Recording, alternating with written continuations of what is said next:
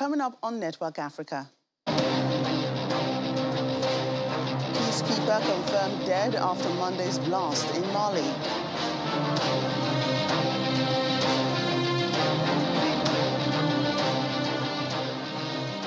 The United Nations says over 1 million people affected by floods in 18 out of 23 provinces of Chad as flood victims in Nigeria receive relief materials.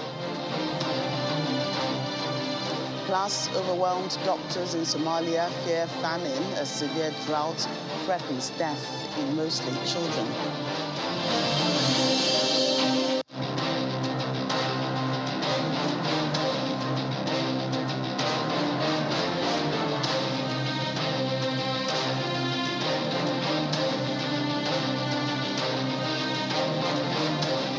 Thank you for joining us on the program. I'm Joke Rogers. A fourth UN peacekeeper in Mali has died as a result of a blast caused by an improvised explosive device. The UN patrol was checking for landmines in Tessalit in northern Mali when the blast took place on Monday. All of those who died were from Chad. About 180 peacekeepers have been killed during the decade-long UN mission in Mali. It began in response to a jihadist insurgency, but the violence has persisted and spread. Meanwhile, Mali's foreign minister has said that the country reserves the right to defend itself if France continues to undermine its country's sovereignty and national security. At a UN Security Council briefing, Abdoulaye Diop repeated allegations that France had violated Mali's airspace and delivered arms to militants in the country's north. He called for a Security Council meeting to, quote, bring to light evidence of duplicitous acts of espionage and acts of destabilization waged by France. However, France has denied the allegations. Relations have soured between the West African country and its former colonial ruler since a Malian coup in August 2020. In the meantime, the head of Mali's mission, El Gassim Wani, has told a meeting of the UN Security Council in New York that more help is desperately needed. The special representative of the Secretary General in Mali briefed the Security Council on what it terms encouraging developments in the country, but warned they are unfolding against the backdrop of a very challenging security, humanitarian, and human rights situation. At the same time, he said the security situation remains volatile in the center of Mali and in the tri-border area between Mali, Burkina Faso, and Niger Republic. Some sources suggest that as many as 23 children have been killed and many others injured in at least 7 provinces by live ammunition, metal pellets at close range, and fatal beatings. A number of schools have also been raided and children arrested by security forces. Some principals have also been reportedly arrested for not cooperating with security forces. On the 11th of October, the Minister of Education confirmed that an unspecified number of children had been sent to psychological centers after they were arrested, allegedly for participating in anti-state protests. Under the human rights treaties accepted by Iran, the Islamic Republic has an obligation to The UN High Commissioner for Human Rights is warning that the latest alarming airstrikes on the Tigray region risk seriously exacerbating the already devastating impacts of hostilities on civilians. At the bi-weekly press briefing in Geneva, UN Human Rights spokesperson Ravina Shamdasani said that numerous reports of civilian casualties and destruction of civilian infrastructure have been received. Among those killed in recent incidents is a staff member of the NGO International Rescue Committee, who was part of a team delivering humanitarian assistance to women and children. The High Commissioner is deeply troubled by the significant risk of escalation in light of the continuous mass mobilization of soldiers and fighters by various parties to the conflict. The UN Human Rights Chief Volker Turk has warned of the devastating impact of continued hostilities on civilians in Ethiopia. The latest alarming airstrikes on the Tigray region risk seriously exacerbating the already devastating impact of hostilities on civilians. Since 31st of August, we have received numerous reports of civilian casualties and destruction of civilian objects due to airstrikes and artillery strikes in Tigray.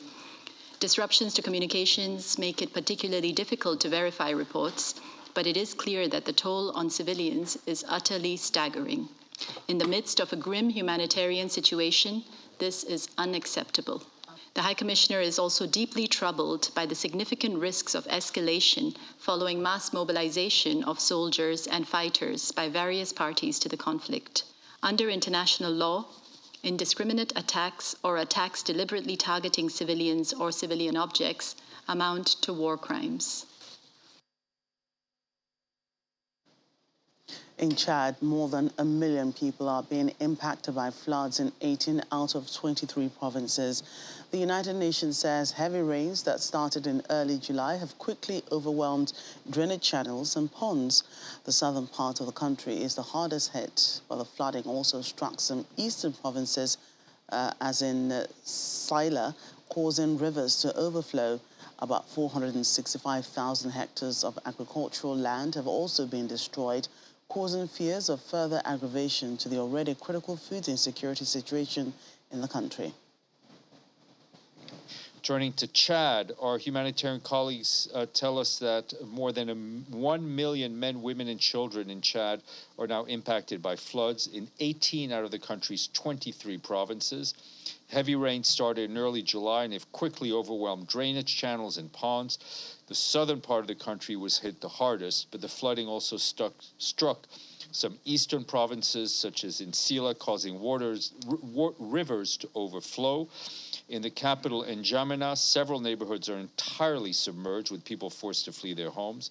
Some 465,000 hectares of agricultural land have been destroyed, which could further aggravate the already critical food insecurity situation in the country. We and our humanitarian partners, in support of the government, have delivered food, medicines, tents, mosquito nets, solar lamps, and other items to about 200,000 people. The humanitarian community and the Chadian government's joint response plan seeks nearly $70 million to reach about 800,000 people, but so far it's only 25% funded. We are ramping up efforts to mobilize resources to reach more people. Last month, $5 million was allotted from the UN's Central Emergency Response Fund. The 2022 humanitarian response plan for Chad is only itself 38% funded. And here in Nigeria, the National Emergency Management Agency has handed over some relief materials to the government of Anambra State in the southeast of the country as part of efforts to reduce hardship caused by flood waters in some communities. The NEMA Southeast Zonal Coordinator, Mr. Thickman Tanimu, says over 450 local government areas in 36 states and the Federal Capital Territory is already affected by flooding.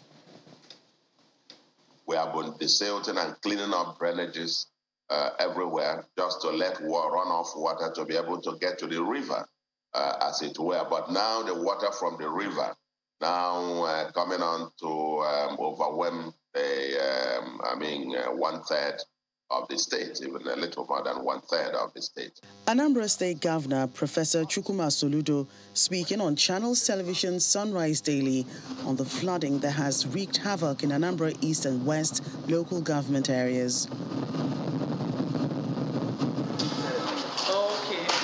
Just hours after he paints that devastating picture, the National Emergency Management Agency is here with some food aid from the Strategic Grain Reserve to be distributed through the Anambra State Emergency Management Agency for flood victims in the 28 holding camps across the state. Minister of Humanitarian Affairs.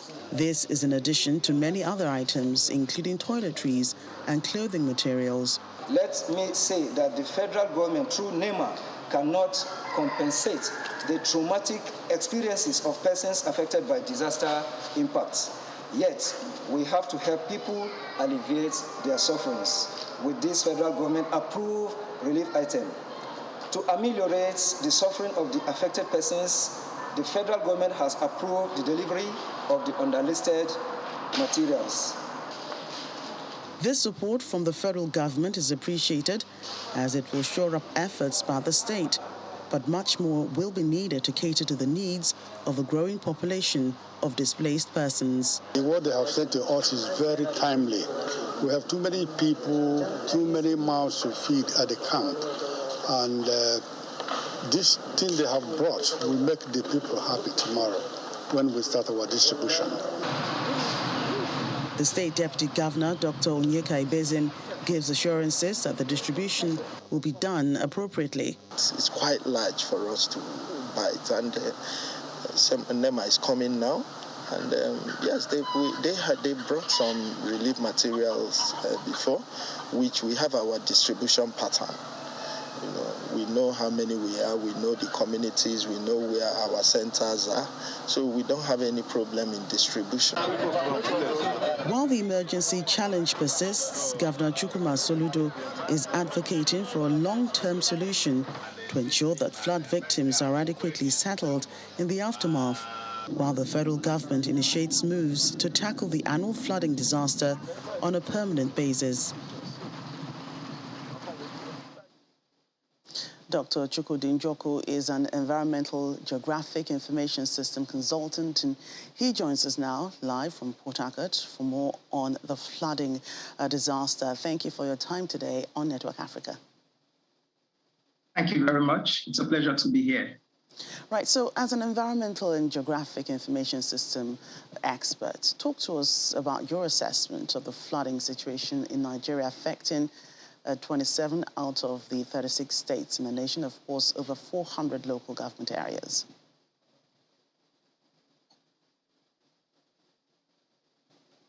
Okay, thank you very much. The ongoing flooding occurring in various parts of Nigeria, as well as in other neighboring countries like Chad, like we have seen, is a very sad situation. And it is even more worrisome because most of the people that are affected are in the low-income category, who mostly reside at the very lowlands, and that makes them more vulnerable to flooding. The yearly events of the flood affect areas that are in high flood risk zones. So we have the high flood risk zones and the low flood risk zones. We have flooding occurring like every year, but they are not at this scale because they happen in areas that are in the higher flood risk zones. However, the flooding that happened in the year 2012 and what we are seeing currently is an indication that areas within the high and the medium flood risk zones have been submerged. And that's an area of about 67,577 square kilometers underwater. This is based on a research I carried out in 2020, which is published in a peer-reviewed journal. For context, that is an area that is about the size of the entire Borno state or Sierra Leone or the entire island, the country of Ireland, being potentially submerged underwater. So that gives you a picture of how serious this situation is. Nigerians are becoming more vulnerable to flooding, and this is due to a combination of natural factors like climate change and anthropogenic factors as well, like the need to have a dam on highlands for agricultural and electricity purposes. What may not be possible is our ability to stop the occurrence of flooding, but what is possible is our ability to become less vulnerable and minimize the impacts. And this follows from the idea of environmental possibilism, which provides that humans are able to use tools, technology, and resources that are available to them to alter and address environmental concerns. Right, so many have said several comments about the reason for the flooding. Some have said it's because of climate change. Others have said it's because of the release from dam waters from Cameroon. What do you think is the result of this flooding disaster? Okay, so flooding would always happen. It is not a new thing. It has happened since time immemorial. But then people, because of increasing population, we get more vulnerable because we now find ourselves living in areas that are naturally floodplains. So that is a basic challenge, and it's more prevalent in developing countries where land is more affordable at very low-lying areas. But that is on one side. On the other side, I mentioned anthropogenic factors. So the need to have a dam. And in this case, there's a dam in Cameroon, which occasionally they release water. Of course, the Nigerian authority are quite aware of this dam and the fact that they have to release this water from time to time. And that is also another factor. And in this particular case, it's a very major factor because it has led to another dimension of flooding, which is not the usual kind of flooding we have every year. But what climate change does is it exacerbates the impacts. Climate change has increased the number of the expanse of dry lands we have in the northern part of the country, reducing water retention rates. People have also built houses in floodplains as well as in marshlands and swampy lands, which are usually very effective for containing water. So all these factors work together. However, in this case, this is similar to what we had in the year 2012, where we had a deluge, which is similar to the biblical deluge. Right, so let's talk about future preparedness. You've said that flooding is not a new thing. We know that Cameroon releases water. We know people live in floodplains, and they will live there until there's danger. So what should be put in place to mitigate this, in the months ahead and even the years ahead? So a whole lot needs to be done. And the first thing that has to be done is setting up an effective early warning and early response system. This is very important. And to operationalize this in the first place, flood risk and vulnerability maps should be adopted as working documents to support decision-making at all steps of the flood disaster management, from the prevention to the mitigation to preparedness, operations, relief, and as well as recovery. People need to know what is coming to them. People need to know, and they have to know early enough. But then it is also the duty of the government to make sure that they enforce the recommendations of the early warning and early response system, because sometimes people do not understand the intensity of what is coming. So the government must tell them this is what is coming. The government must also take measures to begin to evacuate people immediately the signs are coming, so that they are not stranded. Apart from early warning and early response, you expect that when the flooding started, what I expected was that the armed forces will swing into action, because I saw people stranded in their communities, people stranded in their homes, people stranded in where they perceived to be highlands, because some people actually moved away to other areas of their communities. They thought those places were highlands, but those places were not actually highlands if you do a simple geographic analysis. So people need to know, the government needs to take the responsibility of evacuating people from these places as soon as possible. But however, if they are caught up in the flooding, then you expect the armed forces to come in. You expect the Navy to bring boats and start rescuing people quickly. You expect the Air Force to bring helicopters to rescue people, because that was one major reason why we had lots of fatalities in this particular incident. Right, thank you so much for your thoughts on that, Geographic Information System expert, Dr. Chukwudi Njoku. Thank you for your time on Network Africa. Thank you very much. Still to come on the program. Schools in Uganda and 4 other countries receive world's best school prizes for educational community services in their country. Welcome back to the program. The UN Children's Fund, UNICEF, says hundreds of mothers and their children are destitute as severe drought continues to threaten a death on a scale not seen in half a century in Somalia. The last 4 rainy seasons in the Horn of Africa region have failed, making this the worst drought in 40 years. The crisis has also been exacerbated by attacks by al-Shabaab Islamist militants and high global food prices.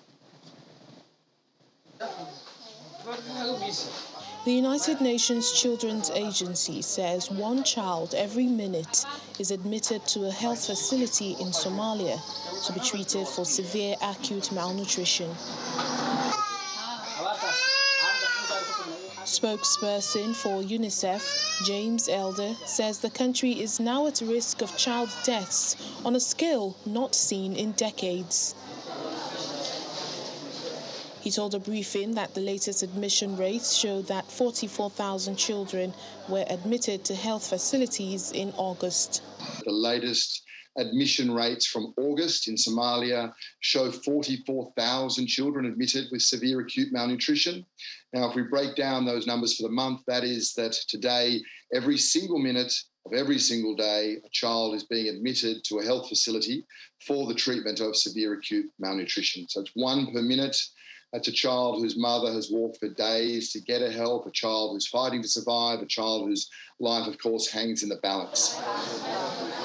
Mr. Elder also adds that the situation already looks worse than in 2011 when famine killed more than 250,000 people in the country. As we've said many times before, severely acutely malnourished children are 11 times more likely to die of diarrhea and measles and so on than well-nourished children. So with rates like those I've mentioned, Somalia really is on the brink of a tragedy at a scale not seen in decades.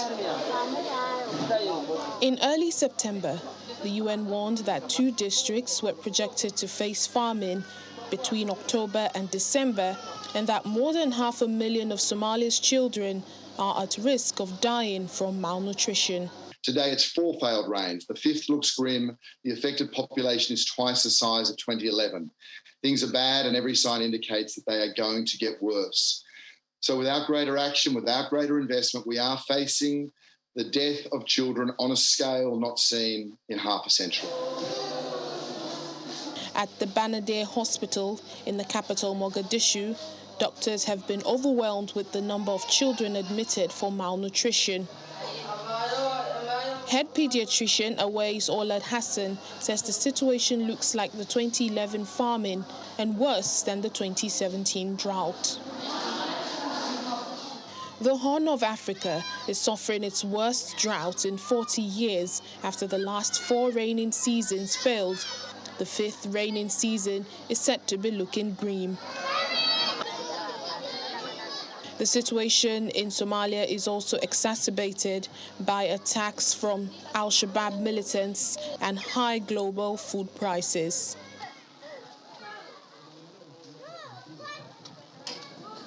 South African President Cyril Ramaphosa says his government supports without hesitation the self-proclaimed Sahrawi Arab Republic in Western Sahara.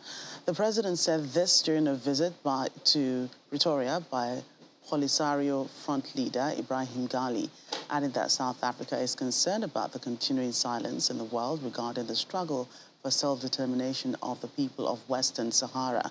According to him, it's an honorable struggle that a people want to decide their own destiny through self-determination, drawing a comparison with the struggle of South Africa against the apartheid regime. The Polisario Front pro-independence, supported by Algeria, wants an independent state in Western Sahara, a vast desert area that Morocco considers part of its own territory. Both sides are engaged in a bitter diplomatic battle to secure the support of their allies. The 5th General Assembly of the Association of World Election Bodies, AWEB, has kicked off in Cape Town, South Africa. It's being hosted for the first time in Africa. The theme this year is Safeguarding Election Management Bodies in the Age of Democratic Recession. The organization, made up of 119 election management bodies from a total of 109 countries, 39 of them being African countries, is also expected new leadership. South Africa's president addressed the opening session virtually, and on the second day of the event, former President Thabo Mbeki will be given the opening address.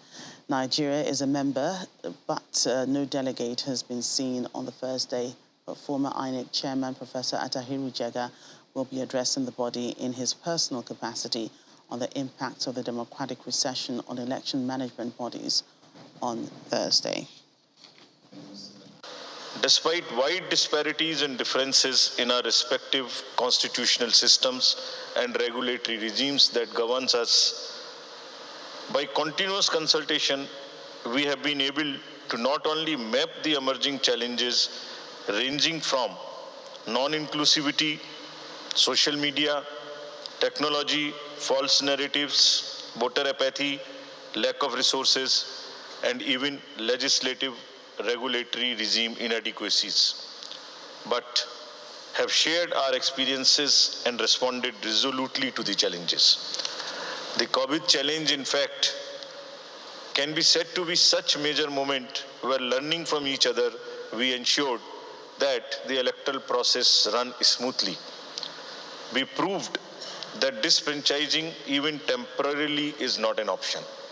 The timing for the hosting of this event on the African soil and the choice of its theme is also relevant and apposite, as our continent too has seen its fair share of episodes of democratic recession and unconstitutional changes of government with far-reaching consequences for electoral democracy. Schools in Uganda, Scotland, Chile, Philippines and the United States have triumphed at the inaugural World's Best School Prizes for feats including saving mangroves and expanding classrooms in an area hit by war. From 2 classrooms to schooling 450 pupils, Project Shelter Wakadogo in north of Uganda won the prize for overcoming adversity after locals secured land, leveled roads and planted vegetable for school meals in an area that suffered from civil war. The other schools won for their various works of community service in their countries. The 5 schools will be sharing $250,000 in prize money for supporting pupils and communities, especially during the pandemic, in the awards organized by a global body, T4 Education. Founded during the pandemic, T4 brings together teachers from around the world via a digital platform providing tools and initiatives for education. Such heartwarming initiatives. Well, that's it on Network Africa. Thank you so much for watching. I'm Joker Rogers.